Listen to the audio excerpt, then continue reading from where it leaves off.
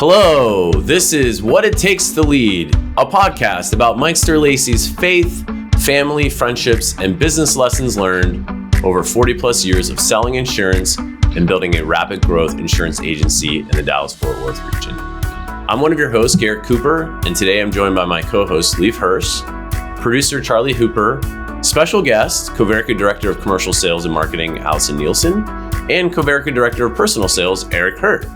And naturally, we wouldn't have the podcast without our Coverica founder and chairman, Mike Sterlacey, joining us. Ladies and gentlemen, how's everyone doing on this fine morning? Peachy, well, yeah. It's good. Doing great. Glad to be here. Doing good. Coming off a vacation, so that's been on a cruise boat for a week. Oh, And so jealous. that was nice. You're either a cruise person or you're not a cruise person. There doesn't seem to be anybody really in the middle. So, but yeah, it was a good time.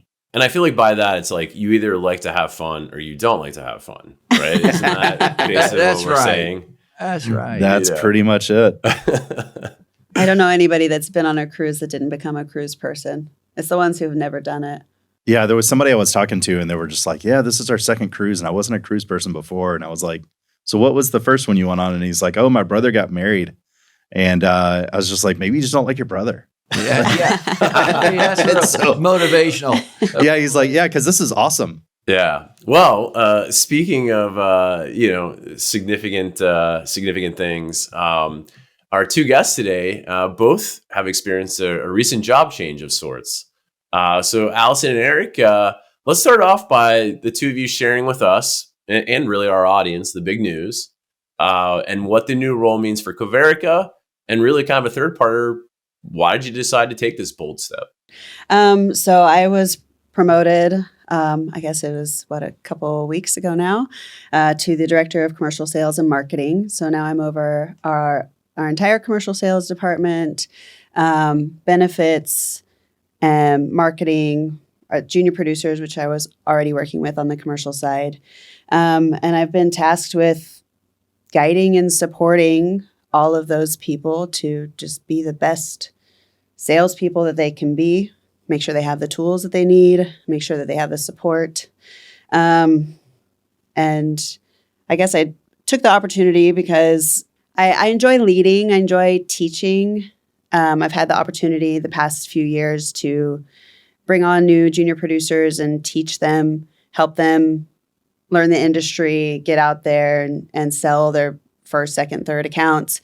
And along with that, I've been able to, really learn what it is to lead others in a more, I guess, serious way. And so when the opportunity came available to continue that, I wanted to take every opportunity I could. Yeah, I'm very excited. I've accepted the role of personal line sales director. And in that capacity, I'm responsible for the profitable growth and retention of revenue across the personal lines department. I'm also responsible for the guidance, coaching, and development of all personal line sales personnel. And I see this as an opportunity for growth, not only for the agency that I've called home for the past 15 years, but also for me personally. And I think as I take this next step in my career, it's really an opportunity from a leadership standpoint to serve others by example. I think of things in terms of military analogies a lot when it comes to leadership, and I'll get into that a little bit later. But really with kindness and humility to be accountable to others, and by extension to hold them accountable as well for our collective success. I thrive off of the energy and success of others and being part of a team. And really, to me, that is the crucible of what leadership is all working together, and we all win. So I'm excited to take the next step in my career with that. So that's good news. I'm glad. I mean, I've worked with you guys for forever. It seems like Eric, I remember kind of your first day coming in. I think I've been with the agency for 5 or 6 years, and you'd come from more of a captive environment. I did. And so, and Alison, I mean, you've been kind of a staple around here forever on the commercial side.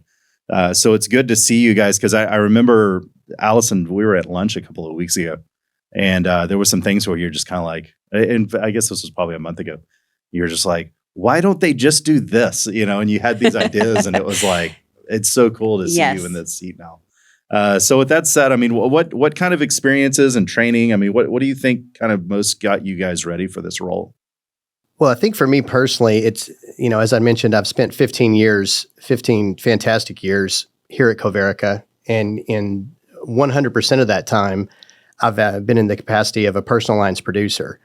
So I've had the opportunity to observe and participate in many initiatives, some that worked, a lot that didn't. I've definitely got the battle scars to prove it, but I've seen our company grow tremendously. And as I've started in my walk from literally my first sale was my best friend, a single family, to building a book of over 700 families and the responsibility and accountability that comes with that, really where I saw the opportunity to bring my skill set to bear is by being a leader from the field, in the field, and by the field. And what I've communicated to my team with this is, your struggles are my struggles, your frustrations are my frustrations. We're all in this together. So, bring me your challenges so that I can move them forward to try to solve for them. In life as in business, you're winning or you're learning. So, that's really my message to it. And really, I've always thrived, as I've said before, on a collective energy of others and being part of a team. And I'm naturally competitive. I love seeing others win. I love being part of that. And so really just bringing my own skill set of I've done this job for 15 years. Now I'm leading others that are doing this job. It gives me the opportunity to try to break down barriers that they run into so that I can help them be more successful. So, Alison, what about you? Salesperson who's competitive. A salesperson. And realize, I mean, it's a Crazy. different thing because all of a sudden you're going from it's all about and not that it's always about my book of business, but you're so Sure. focused on me getting points on the board, or how many yards did Yeah. I run versus did the team win or not? How far up is that bar versus everybody else?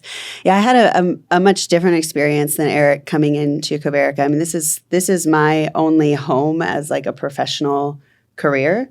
I was, kind of worked part-time. My background is music. I studied music in college. And worked kind of odd jobs, performed here and there, but stayed home with my kids for several years and then realized that I was not going to be satisfied just staying home and being a mom. Love my children, love spending time with them, but I need something more to stimulate me. And so I love working, having a career. And so when I came in here to Coverica, I was hired on as a hybrid producer. So I did small commercial business as well as personal lines, and quickly realized that personal lines was not the right fit for me. And so I switched to commercial only about a year and a half, maybe 2 years into my career, and I've been doing that ever since. But along with that, I've been the team lead over personal lines retention team, over the junior producers, expanded that out to be more of a training program and really flesh that out. Hired on our intern program last summer and ran that, kind of started over with what it was and made it something else. And so, I've had lots of different experiences with leadership and just with my own personal book and my career. But this is something else altogether, right? It was a battlefield promotion, as Rhonda and I have talked about several times. The need was there, and I was willing and able to step up and fill a lot of the things that were kind of being left to the side because we didn't have anybody to do those things. And so it was not something I was prepared for, but I have support. I have leaders, Mike and Rhonda and everyone else around to go to for questions, to ask things of, to make sure that I'm keeping on track and that I know what to do and know how to get the answers that I need. And just curious, like if you think about, I mean, over the last year or so, right, there with a lot of changes that have come about with the agency, and I'm kind of zeroing in here on the producer stock plan. Did any of that kind of influence your thinking? Like, okay, here's an opportunity, right? In terms of now ownership is being spread out among the producers. And this could really be my chance, right, to help everybody win, right, relative to, the old structure. Oh, certainly. I mean, I think that, and I'll talk about this in a little bit too. Eric and I have a lot of ideas and plans that are going to help everybody across the board. And a lot of that has to do with, it's for the good of the whole agency now. It's not just I'm competing to build my revenue up as high as I can get it. Well, if I do that, I want to encourage everyone else to do that as well, and make sure that Coverica is growing as a whole, because that's not just going to help each individual producer. It's going to help everyone with the stock plan. I think that was at the heart, really, of why I elected to move forward in this direction as a whole, because the message is empowerment. I mean, Mike has said, this is our company, for better or for worse. I mean, I'm taking that at face value, like literally. And so the message that I have to my team is, this is our company. The decisions we make are collective, for better or worse. There's got to be ownership in it. It's not just, our corporate ethos is not just writing on the wall. It is what makes us different, what attracts our clients to us and why we keep them long term. And really also what gives us the ability to hold each other accountable, not just for, traditional sales metrics, but also for creativity and growth and all the things that will allow us to thrive long into the future. And so the message that I have for the team and for the company overall is, if it makes sense and it's within our ethos, let's talk about it. If it's outside the box, if it's crazy, there's no wrong answer here. So that's what I've been really excited about, particularly in light of the stock plan and some other things, is just really creating an environment of communication and dialogue and creativity and just energy. And I'm seeing a dramatic rise in energy and excitement across the organization. And that's, at the end of the day, it's work, but it's got to be fun too. And I'm thinking that's the message that I really want to communicate in all facets, is empowerment. It's your company. Let's do it. Like, what's holding us back? Yeah. Nothing. Yeah. Nothing's holding us back. So let's go for it. Yeah, and something that's interesting about the way that this is kind of shaken out with you guys is, we typically have had like someone over sales. It's like one person where it's like all things sales go to that person. And that person served as kind of a coach, but you guys are more of like a player coach as well. But also you're overseeing your specialty. Eric, specifically with you, it's all things personal lines. And with you, it's you've got a little bit of a different twist on it, because not only is it commercial lines, but it's also benefits And marketing. and marketing. Yeah. And so, with that said, I mean, how do you think? What do you think the advantages of maybe a model like this versus kind of almost like a centralized sales manager that you'd see in most companies? Well, to use an analogy, we've put down the shotgun and we've picked up the sniper rifle. Yeah. And really what makes this work, to my mind, and really this was an idea that I had as I started to think through this, and really a step that I wanted to take is, you've got to have somebody that's an expert in commercial lines, which Alison certainly is. Personal lines is what I've done ever since I graduated from college 20 years ago. But coming from the field, we're not just looking at reports and making reactionary decisions based on what carriers say. We've come up through the ranks at the most granular level of selling these products, seeing the challenges, seeing the competitive dynamics. And so we're able to speak to that from point A, not coming from point D and trying to manage it backwards. And I would argue that's not something you can ever hire to, because the best person on paper outside an organization, in my opinion, they would be at odds with an individual that had actually come up through it, that can see the day-to-day. Because anything that I ask of my team is something I've already done, something I'm already doing, and something that I'm asking them to hold me accountable for. So we're part of it together.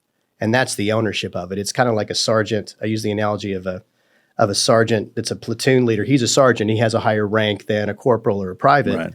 But he's in the trenches. He's getting shot at. He's the first one over, to use the battle. I love that, the battlefield commission.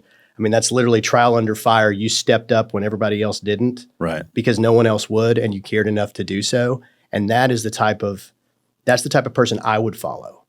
And that's the kind of person I want to be. So when I'm thinking about what makes this so unique in segmenting it out, is these people are passionate about personal lines. We have other producers that are passionate about commercial lines. I have no skill set to motivate or help someone on the commercial line side because I've never sold commercial lines insurance, right? What do I know? Allison's a pro. But on the personal line side, that's what I know and love. It's what I enjoy. So I get excited about it. So that's where I'm trying to augment and enhance the performance of others by empowering them to achieve what they want to achieve. And they win, I win, but most importantly, we win. And that's something that, and Allison, I want to get your take on it as well. But Sure. like, for instance, whenever a carrier comes out with something, I feel like a lot of times carrier would come out, they'd talk to management level. This is what we're coming out with. This is what we're going to do. It kind of trickles down to the sales team. And at this point, you can kind of say like, hey, that's not going to work because of this, that, and the other, because you've been in the field. Careful what you ask for. You just might get it. Right. So, Allison, what about you? I mean, as far as what you call this battlefield promotion. Yeah. So I like that Eric gives military references. I'm gonna side more with Leaf and give more of a sports analogy because that's what I know. 10-year-old that plays football, and we watch a lot of football in my house. So it's having a coach on the sidelines is necessary, right? They are an expert. They understand the game. But having that captain on the field, like quarterback, whoever it might be, to be able to, call the plays on the fly and, run the team and be out there with them, understanding what they're going through on the field is something that, a coach could have played before, but they're not playing right now. And so they don't fully grasp what's going on out there. They can see it. But if they're not in there, they're not putting their body on the line, it's a different experience, right? And Eric and I have both had the experience. We're out there. We're in the trenches. We're putting our body on the line, whatever analogy you want to use. We've been out there with all of these people. And so it brings a different level of trust, a different level of understanding from the people that we're working with that, hey, a month ago, I wrote an account just like this. I can help you understand where to go from here. So it's something that's a little bit different from what we've done in the past. And I think that we're going to see a lot of success just because we have been out there with these people. We've built that trust. We work with our teams day to day, regardless of if we're leading them or just on the field with them. Yeah, absolutely. And Mike, let me ask you this. So when you think about your own ascension to a leadership role, it seems in many ways, I mean, some of the conversations we've had, over time, it very much parallels really the trajectory that Eric and Allison's careers have taken, right? That you eventually sort of came to ownership and you're like, some of the things you're doing here just don't make sense and we're not going to do it that way. How did you know when you were ready to speak up and seize that leadership role? I don't know that I would say there was a lot of parallels. Let's start with that. There's a big difference between the incremental changes that need to happen going forward. The big changes, of course, is that we're going from me planning for my not being here, and it has to continue on without me. So that would be the big difference. Whereas when I started at what was then the Maxim Agency in '92, it was the trajectory of that company. It was designed to sell. Jack and Paul had acquired 11 small agencies, and the argument is a 5-carat diamond is worth a lot more than 5 1-carat diamonds. So their goal was to build it up and sell it. Well, there's a fundamental problem with that is that how do you hold on to it as you're growing it? And they were not doing it. So these two young people are so much nicer than I was at that time. I did not say, gee, I was, we're not going to do it this way. If you want to escort me out of the building, you can, but we're not doing it. And so I really was so confrontive to the then president that he goes to the majority owner and says, I can't work with this guy. And he says, well, this guy's making a big difference, so I guess I need to buy you out. And that's how I became president. So the differences are quite substantial, but the similarities of recognizing what changes need to be made, that is the same, in the sense that I knew I mean, we had an alphabet split for commercial accounts, which is insane. Yeah. But we're much more sophisticated, and Coverica is pretty well run. I mean, even with, this is like everything. Everybody focuses in on what's not working instead of what does work. You know, the old song in White Christmas, count your blessings.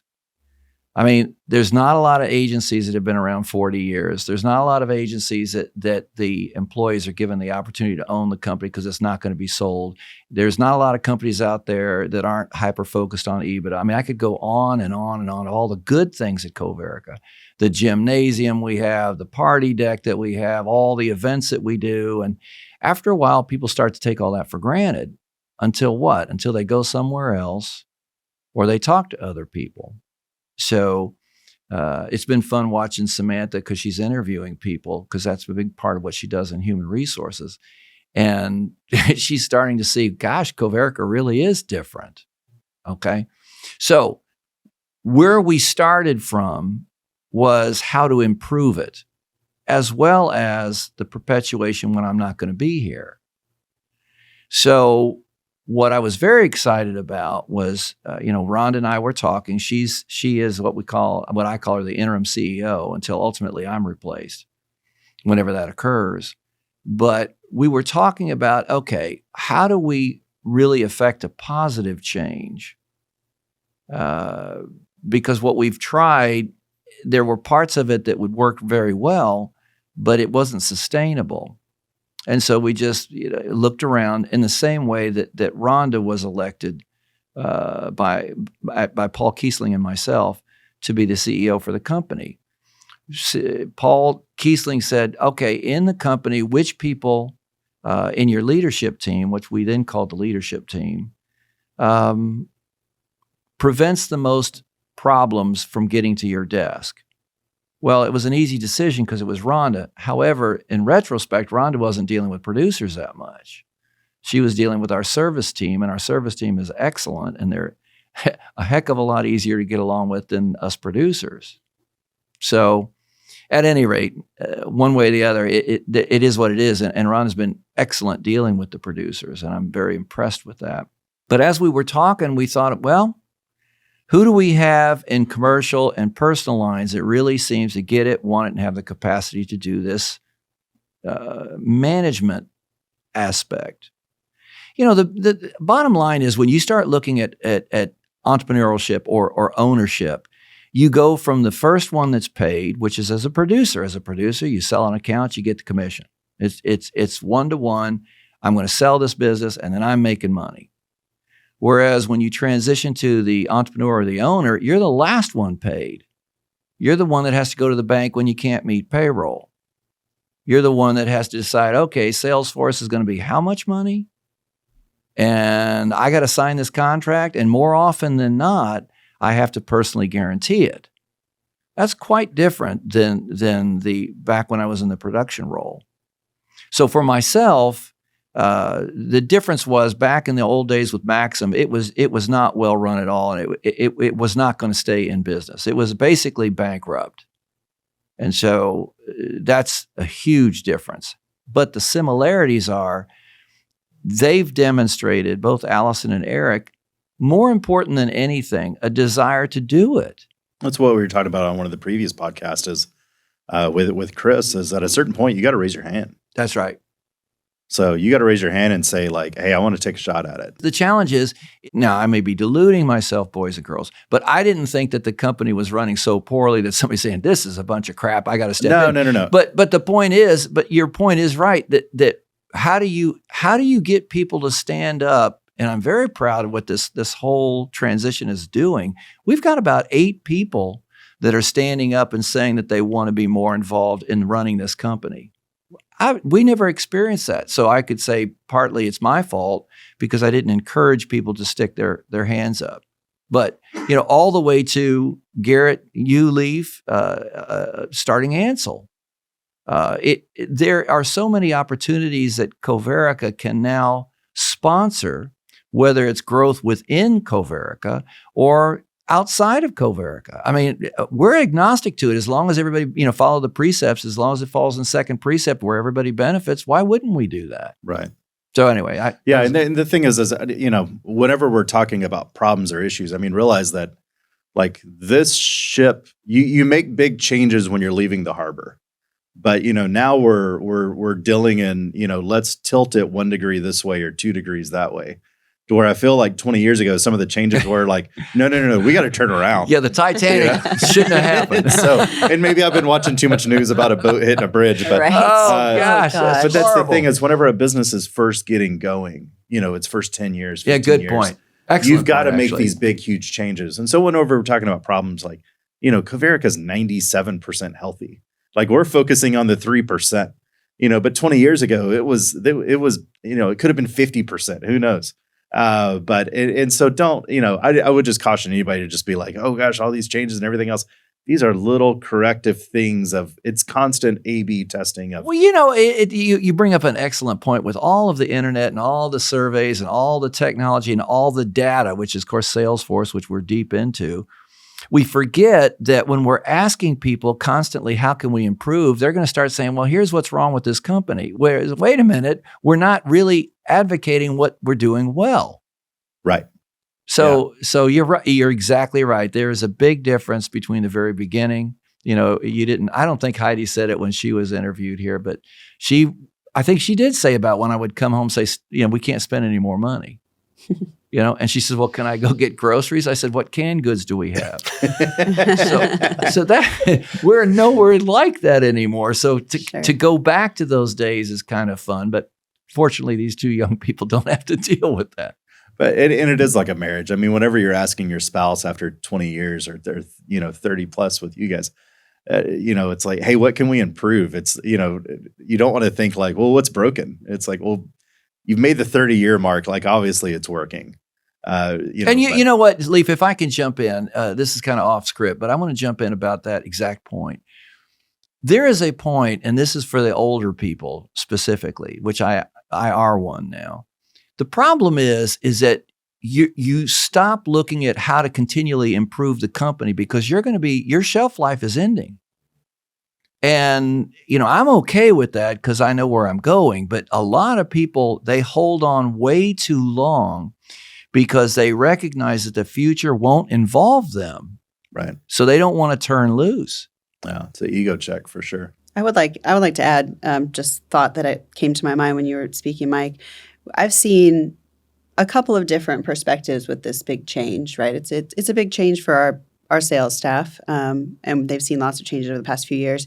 But where I have seen people with that sort of all these things are wrong mentality, but I've also had people, just this morning, somebody came to me and said, hey, what are we doing about this thing? Because I would like to step up and be involved. I would like to take the reins on this if that's available. And it's just, people are coming kind of out of the woodwork and stepping into their own and realizing, hey, changes mean opportunity. There you go. And so there's going to be more opportunity for me now because this change has happened. And to add to that, on our right on the wall in our conference room, it says open and honest, which, myself included in my past life, the concern is, if I give constructive criticism, then, I'm out of bounds, I better watch what I say, and so retraining, that may not be the right choice of words, but reprogramming, that is absolutely the right choice of words. People to be empowered, to stand up and say something. If something's not working, you're the one that's in the trenches and sees what it's not working and is the best source of feedback for what is going to work. And so that's really what makes our culture different and why we have producers that have been here 10 years. We have multiple employees that have been here a decade or longer and are referring friends and family to work here. And that's really what makes us different is people feel that it's not just a place to go and punch a time clock, but it's really a chance to make a difference and to step into a role, even if it's not a formalized leadership role, to be a leader in your respective field, putting the customer first, but also, helping us to grow strategically in all different ways. So, when you got a Ferrari in the garage and you don't understand how to change the oil, it's one thing. But if you don't have the Ferrari and you're driving something else, it's a little different. So as we look, that's kind of my message as we look at things technology-wise that we don't fully understand or know how to utilize. It's like, well, look at the fact that we have it at all.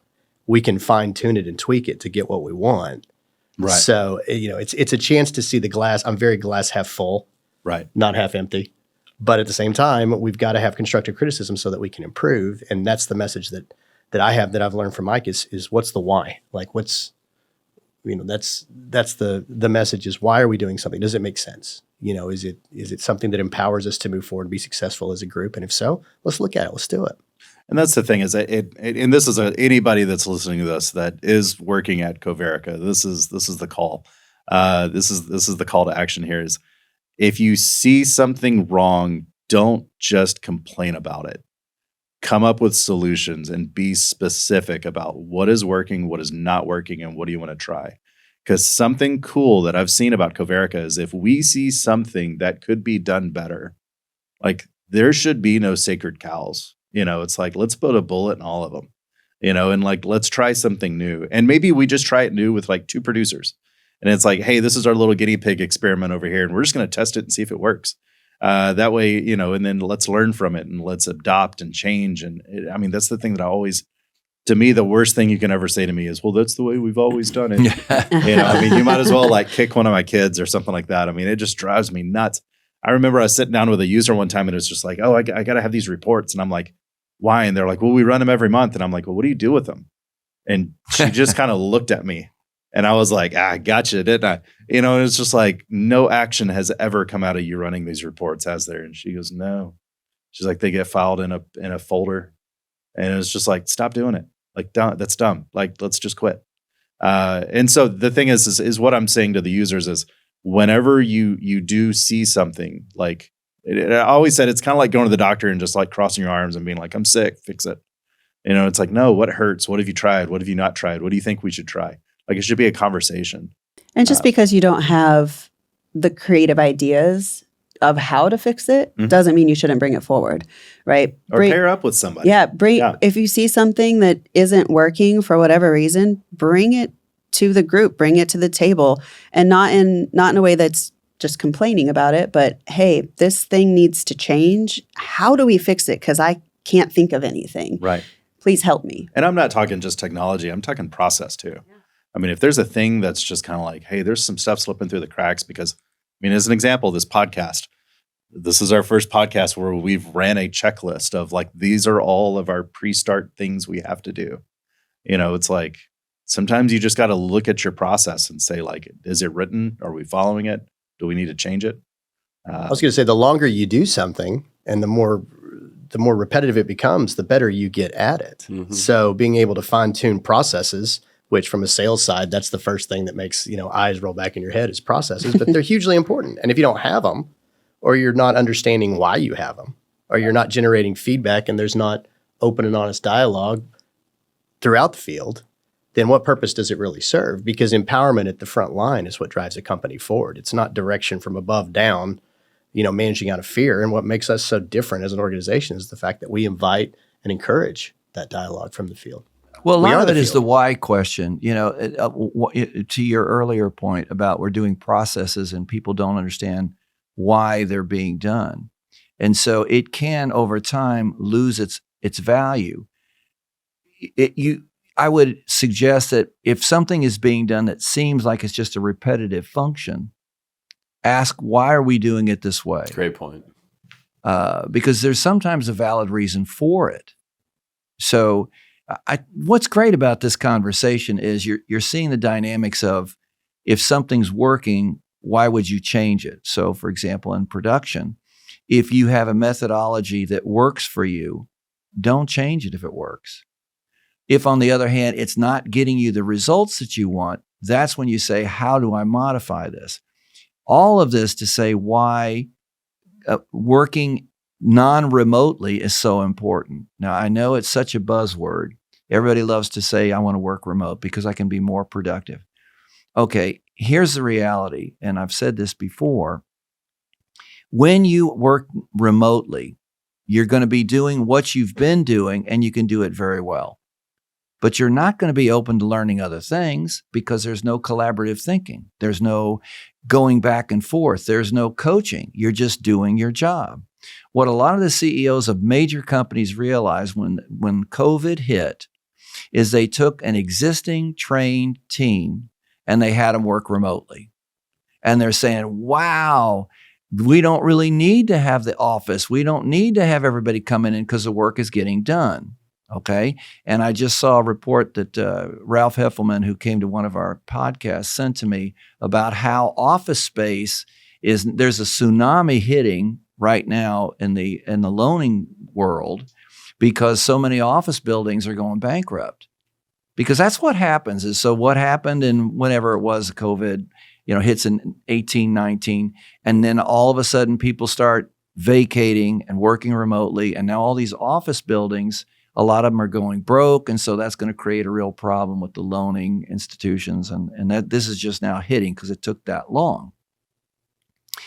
But reeling it back is, okay, when you are with other people and you're seeing each other once in a while or some kind of consistency, you can't get pregnant remotely. You can't play a football game remotely. So at what point does you physically need to be there?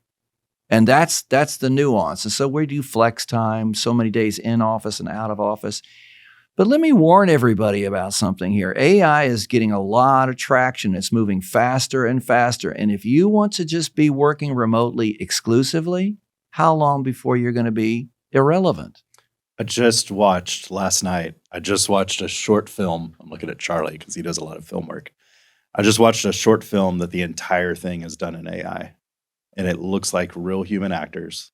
And it's about a 6-minute film. And the whole thing was done completely on a computer. Yikes. That's exactly right. So, I mean, this is like Spielberg level. Good stuff. And it'll continue to improve. Yeah. So then what is the point of us as people? It's relational. I mean, everybody wants to be loved, understood, and treated kindly and have friends. You can't do that over the internet. Everybody's happy on Facebook. All right, which is a bunch of crap. Yeah, it's all edited life, though. Thank you. That's the best way. So now it is getting that balance of productivity. Now, all of that to say that both Eric and Alison, and we're talking to some other people about more leadership positions in the company and creating those opportunities. But the reality is that it's a new vista of them to figure out how do we maintain relationships, family, and balance, and be productive and make money. The Samaritan, the Good Samaritan, he couldn't help him if he didn't have money. So we've got to make money, but what is the balance? And so I'm going to be 70 this year. So what is important to me is not necessarily going to be what's important to Eric and Alison. They say that you want to have like a 20-year spread. I'll have friends that are 20 years older than me, 20 years younger than me. But when you get too far past that, it gets to where we're talking different languages, right, of importance. So the need to make this change, again, is you could say it's long overdue, but then I would argue we had to go through what we had to go through to get to where we are.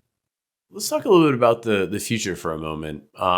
So Alison and Eric, what are you most excited about taking on in this leadership role? And I'm even thinking like the next 100 days. Like, are you already starting to think about, hey, these are some wins that we want to rack up with our teams? Kind of sketch out for our audience. Like, what's the future look like for your different departments? I would say for me, I'm most excited about just bringing our teams together. We've definitely seen a re-energization in all of the producers with the change, and just bringing everybody together and building and rebuilding trust and value within our producers.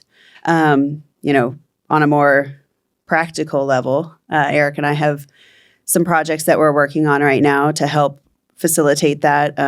Specifically, a new kind of like referral incentive program to use with the producers to help just make our business more robust, right?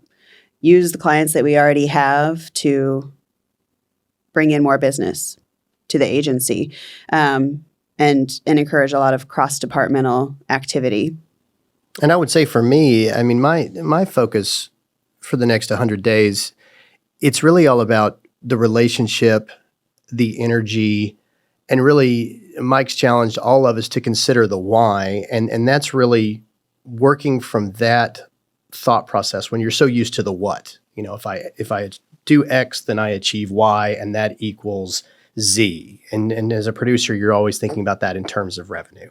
But really what I'm trying to do, and I've got a great pulse, as does Alison, on what the sales team is and what the motivation is, and really, in our respective departments, how we all work together, which is great. But then taking a step back, which is what I challenge myself to do every day, is really to understand, why are we doing what we're doing? How are we working together? And do we really see the impact of our efforts on the whole?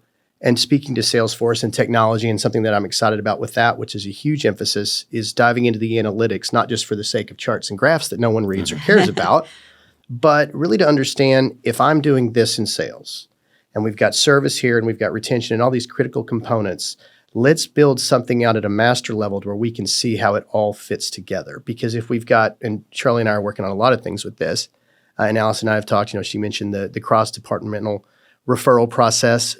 It's just trying to take something that we've talked about, but it's never really been formalized. But at the heart of it, the why is the collaboration and the trust of a commercial producer and a personal lines producer and a benefits producer. We're all Coverica. We're all owners. This is our company. We're building it. It's not a matter of everyone has their little respective bag of marbles and you've got red and I've got green and then there's blue over here. It's we've got a mosaic, and the mosaic builds out something greater, but it takes a collaboration which speaks to trust, and it speaks to relearning some things and undoing some bad habits. But at the end of the day, it all ties down to the why. The why is because it's yours. The why is because it's mine. The why is because it's ours. And we have an opportunity to do it together. So if you want it, bring it to the table and run it across the litmus test of what our core values look like. And if it makes sense, let's go for it. There's no sacred cows. If it doesn't, and it's more of a selfish ask, nothing wrong with that, but that doesn't fit into something on this grand scale, then it becomes a separate conversation. But there's no bad ask. There's no bad question. But that's what I'm excited about, to Alison's point, is I'm just seeing a substantial shift in energy, in morale, in excitement. And we weren't in like a tremendously problematic situation before, to Mike's point. There's so many good things. Oh, yeah. But this is a chance to take something that's working very well. And improving it. And people that really care. I mean, one thing that I would say to my colleagues, here at Coverica, it's evident we all really care. Mm-hmm. We really do. And putting clients, and the client's not always right, but most of the time they are. But it's a people business, and we are people, and we're in the business of people. And so understanding that and who we are just gives us all kinds of resources to just explode with productivity in the future. So it's really exciting. It's a lot of listening. It's a lot of observing. And that, to me, is the heart of what this role is listening to others, implementing action, and we hold each other accountable for the results. A little bit more to what Eric was saying. I do want to give big shout out to Charlie.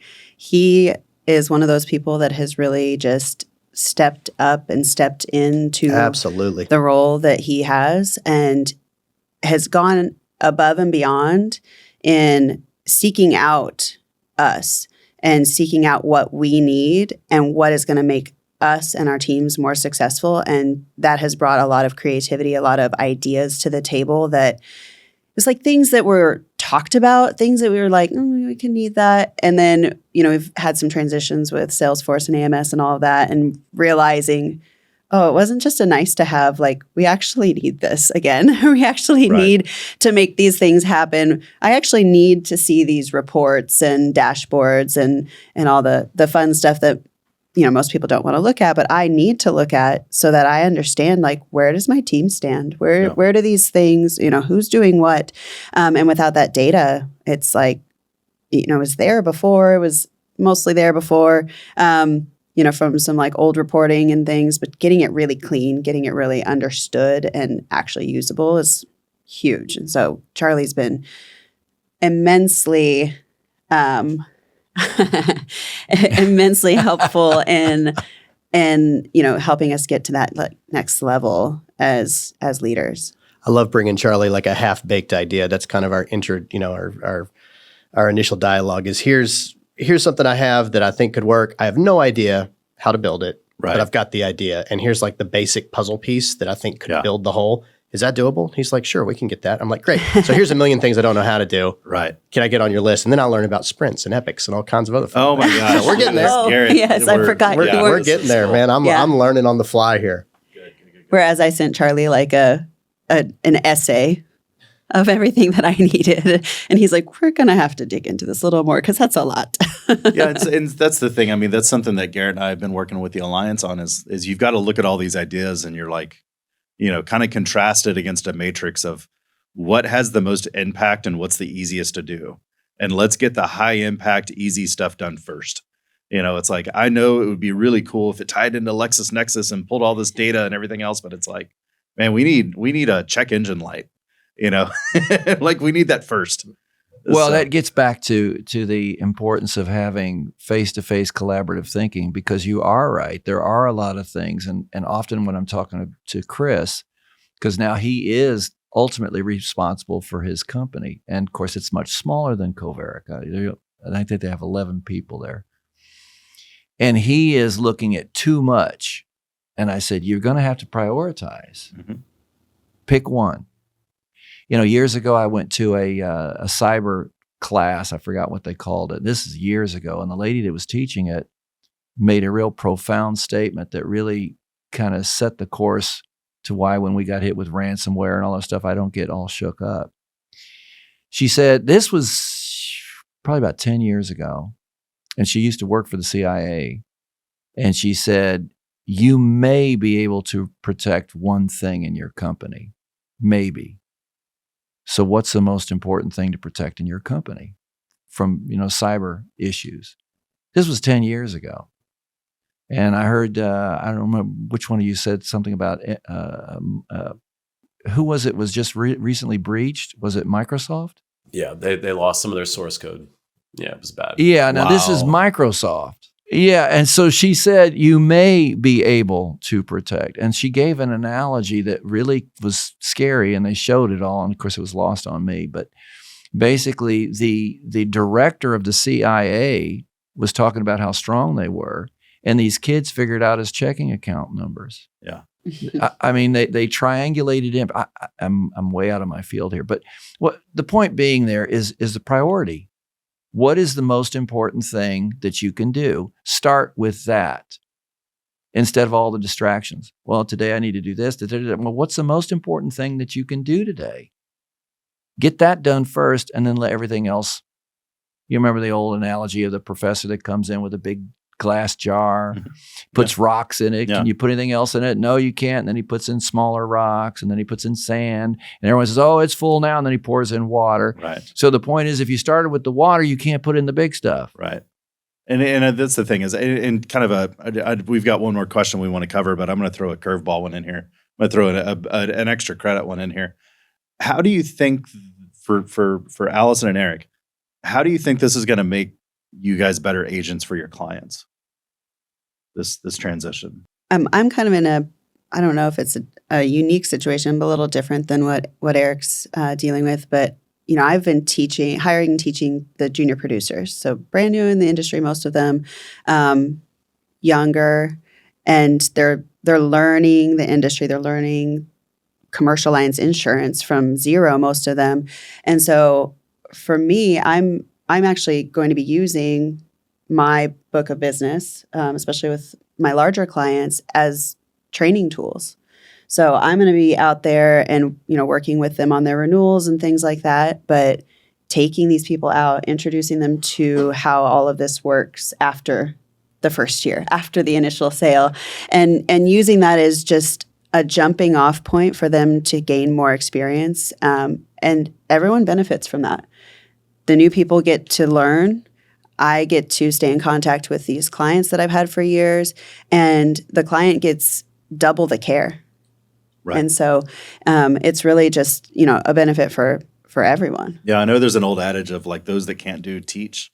But I'll tell you, if you really want to learn something, you teach it. Because once you're in a teaching mode, I've taught at seminars and things like that. You're always afraid there's going to be some knucklehead on the last row going to call you out and ask you some question. And, it's just like whenever you have to be so proficient at it that you have to teach it, you almost live it after that. Eric, what about you? And to add to that, the power of empathy and listening cannot be understated in a people business. So where I see kind of an evolution in my thought process in daily conversations is really going to a higher level to identify the source issue. I mean, we're constantly having conversations about, rates have gone up and carriers and hail and, all the things that, that are part of the conversations we have. But going to a higher level, why are we having this conversation? And so in that particular example, the dialogue that I'm having with clients speaks more to a long-term, what are you looking for high level here in terms of protection? Yes, we can go down, rabbit trail A, B, or C and save A, B, or C. But here's something I'm noticing in what my 20 years of experience in the industry is telling me. And this is what I'm seeing long term. And this is what I would suggest, not because it's necessarily the least expensive option, although that's certainly something that's important, but it's more geared towards, I don't want to create a bigger problem. I don't want to blow up the whole house because we kicked over an anthill long term. If we move one line of business and then we get the other one canceled and then we can't find it and all this other. So it's really more just, in that example, helping the client understand the value of the protection in general and really digging into understanding needs versus just trying to close a sale, to that manner of speaking. Or in a claims scenario, that starts out, especially with all of the other industries involved in, without even going down that rabbit trail, creating concerns where there may not be concerns and the insurance company's the bad guy and so forth. I like to just start really simply and say, first of all, I hear what you're saying. You've got some concern. You've never filed a claim before. You've never had this happen. Here's what I'm seeing as far as how this process looks. Here's where I can help. Here's where I need to politely defer to an expert on a more granular level. Here's how we can set expectations to work together on this, to where I can be your advocate. But at the end of the day, see me as your advocate, not somebody you need to argue with or have like some prepared statement for what you want to get. Right. If I can help, I will. Right. If I can't, I can't. But I will certainly try. I will always try because I'm listening and I care. And breaking it down that simply, it seems to diffuse a lot of unnecessary conflict because people are so classically conditioned, all of us, to I've got to demand X so that I can hopefully land in the middle with Y. But what nobody really does, in my observation, not nobody, but something that I see that we can all improve on is really just understanding, well, how can I help and mean it? Yeah. And so for me, that's how I see the team is as I'm here to augment and serve others and to hold others accountable and to be held accountable. Well, in a client relationship, it's the same thing to me. So yeah, it's trying to reprogram, to use Mike's word, to reprogram how I think strategically, not only about business but about relationships. And the thing is also with this is I think to your clients, not only do you look at things from just your own book of business, but also the entire agency. This is what we're seeing at the agency. You can now kind of say that because you've got ties into all the books now. Right. Well, and that's, leads into that, the whole stock thing, right? And the cross-departmental referrals and all of it. It's just for the good of the whole. Like, what can we do for this client to make their whole experience better? Right. Absolutely. I mean, we treat others as ourselves. That's our number one precept. And so I'll have that conversation of here's an option, but here's some concerns I would have if I'm sitting in this buying decision. I see things you don't see because this is what I do. So you might consider this. And people almost always appreciate that perspective.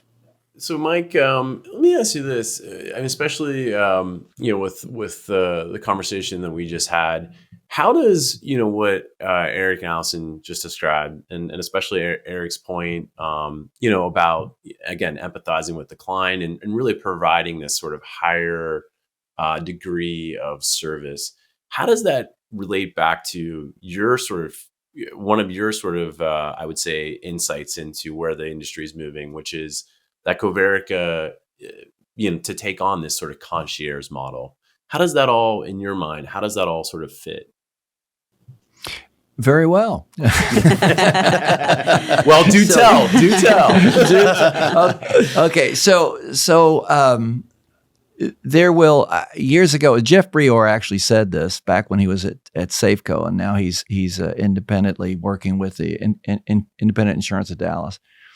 But he said, years ago, when I first took over this responsibility that he had with Safeco, He was in claims, and then he was now in the marketing and the sales side of it. He says, when you meet an agent, you've met an agent.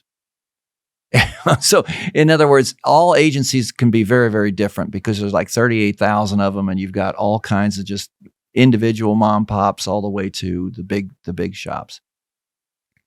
And so that was a kind of a moment of clarity that well, we don't have to be the same as anybody else. We can be successful and be different. And then fast forward, another Safeco executive, Matt Nickerson, said, I believe it's Matt Nickerson, he said, there'll always be 38,000 agencies out there, but they won't be the same 38,000 agencies out there. So that was another interesting thing. So taking those two and thinking forward, okay, so what will be sustainable into the future, especially with the automation and all the technology that's coming out? It gets back to the relational side, which is where the concierge model comes from. The fact is, no matter how good technology gets, people will, I believe, always prefer to deal with a human being that they can talk to, that can laugh, that can cry, that cares about having a family, has issues, wants somebody to be somewhat concerned with them when they have whatever the issues are that they have. Okay, so that's a constant. You know, Heidi and I have been fortunate enough to travel substantially all over the world. And what we see is the parallels that are the same, whether it's in Russia, Jordan, Israel, Greece, Italy, on and on and on. People want to be loved. They want to have friends. They want to be cared for, and they want to be able to do that themselves. They want to be able to have a nice living and comfortable living. They don't all want to live in mansions. They don't all want millions of dollars. They just want to have a good quality, fulfilled life. Well, the concierge model is basically saying, okay, we need technology. We need all these opportunities so that we can stay afloat and continue to grow and make money. But we need to make certain that we're understanding the relationships. Okay, so when, I don't want to go, when I was a child, I thought like a child, I act like, but now that I've grown up, which is 1 Corinthians 13. But the point being is we have grown as a company. And fortunately, I've been involved with Coverica, which was, as I said, a different company when I started here in 92, but I've seen it grow. And it's grown to a point to where we can now say, which clients do we want? Which ones do we not want? And do very fine, even being a concierge model. So just to reiterate the concierge model, my doctor, he is an internist, and he had, I think, 4,000 registered clients, because general doctors, that's what they deal with. And in that world, you have every day scheduled out. You'll either have a 15-minute appointment, a 30-minute appointment. You have your surgeries on Thursday, whatever it is they do. And it's very, very regulated. Well, some doctors don't like that. So some doctors will say, instead of 4,000, what if I get 10% of those 4,000, those 400, and have each one of them pay me. In our case, it's like $3,600 a year. Okay, that's not an insurance claim. It's just paying for the prerogative of having a doctor that I have a cell phone. He'll call me up. I can call him up, and that's real. Some people call it the white gloves treatment. Okay, now I'm not saying that what Coverica needs to do is abandon thinking about price at all, but what it needs to grow to after 40 years of being in business is doing business with those clients that appreciate the value add that we offer. And if they don't, that's fine. But if they do, that's where you can get more meaningful and more insurance from fewer people, and that's much more profitable. Agreed. So that's why it's working very well. That's great, Mike. I think we've sort of hit the point in our show where we like to do our recommendations for our audience. Typically, we look to recommend professional development resources, maybe something we recently consumed or feel like we benefited from, in hopes that you'll benefit from them too. And so I always like to start off with Leaf, just because I know it's always, it could be a podcast, it could be a book, it could be a movie, it could even be a poem, right? So what do you got for us this episode, Leaf? Yeah, there's like a new crop of people putting out books like in the last 10 years, and it's kind of like this entrepreneurial influencer kind of characters. And it's, it's really at the end of the day, you find out that their business is really about helping push a book or something like that. So I'm reading one right now. This recommendation is with a grain of salt because I'm not finished with it yet, but it is by a guy by the name of Alex Hermosi. It's called $100 Million Leads: How to Get People to Buy Your Stuff. And it, across his 15 or so businesses, I think they're getting 20,000 leads a day, kind of thing. And so, I'm always interested in kind of like marketing in a different way, kind of guerrilla marketing. How do you get people to buy your stuff without traditional marketing? Because traditional marketing can be expensive. So how do you get people to talk about your stuff and things like that, and get your product into the right hands of people to where they'll refer your stuff out instead of buying billboards or ad space or things like that. So I'll let you know how it ends, but so far so good. Yeah. And Allison, how about yourself? Mine's actually right along the same lines as Leaf's. As a true millennial, I get most of my information from Instagram. So there's several business people that I follow and things like that. And this one kept popping up into my feed. Not somebody that I followed originally, do now. Her name is Robin Garrett, and it's along the same lines. She puts out this content that's very focused toward toward leadership, and it's making your employees really feel valued and respected, and making it a good place for them to work and want to come to work day in, day out. And I just kept coming across her content and thinking, like, that speaks to me, that speaks to me, that speaks to me. And then, of course, she has a book. So I'm same thing, about halfway through the book, but it's 100 points of, here are things that we see, here's the problem, here's the solution, and this is the way that it makes people feel. And so each little chapter is a couple, 2-3 pages, talking about going through each one of those points and, how can we make this thing that happens often in business work for you? How do we solve this and make people feel happy at work? And that's the name of the book. Cool. Very cool. I'm going to go a different direction with this.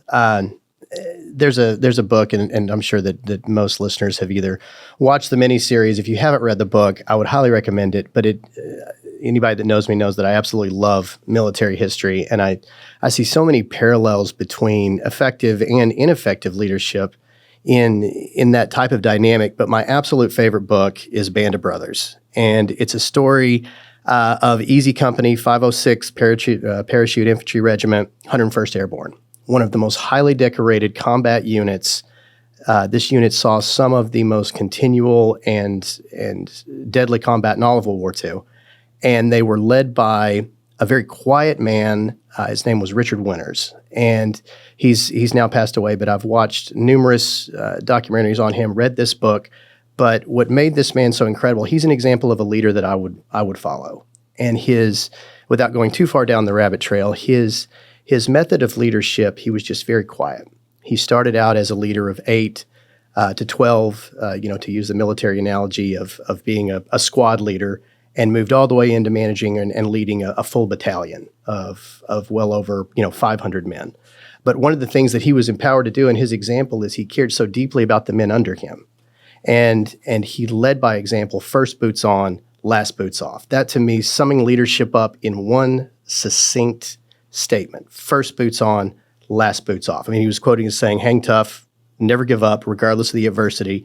If you're a leader and people are looking to you to be a lead, you got to keep going, whether you're getting shot at, whether you're getting bombs dropped on you, whatever you're doing. And one example, not to go too far down the rabbit trail, but right after the Parachute Infantry Regiment dropped into Normandy, which was before the D-Day invasion, they were scattered all over the place. And so he puts together a ragtag group of people from all over the place. All the training's gone. He's completely a one-man army, bringing all of this to bear against Fortress Europa in Nazi-occupied Europe.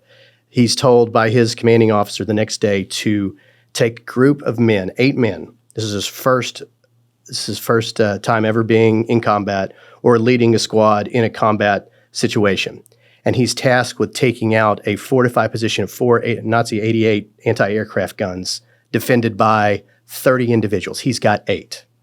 So he puts together a strategy to accomplish that objective.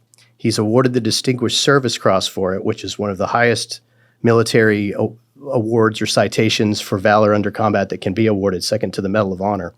And the way that he did it, I challenge anybody to read the book for more details, but it was so strategic, so effective that it's taught at West Point to this day, as far as this is the example of how to infiltrate and attack a fortified position. That was one man on the fly, never done it before, with 8 people against 30 and a battery of 4 anti-aircraft cannons that literally took his own initiative of leading by example, first boots on, last boots off, and got it done. And now he's an absolute legend. But to hear him interviewed, he was just there just to serve others. And you could tell how deeply he feels and cares about what he did and the inspiration that there's a miniseries that came out right after Saving Private Ryan back in the 90s. But in any event, that to me is what a leader is. And I'm very fascinated with empowering that concept of servant leadership to others to duplicate it, not just in terms of what one person can do, but what a group can do in light of one man that's not afraid to be the first boots on, the last boots off. Because if you're taking the bullet, that's 8 other guys behind you that aren't. That's what a leader is to me. And that's what fascinates me about this journey. Oh, a great recommendation, Eric. I mean, that's probably Band of Brothers and also the Pacific series, probably 2 of my favorite. Also Ambrose, very similar parallels there. Yeah. My recommendation similarly builds on empowering teams and also servant leadership.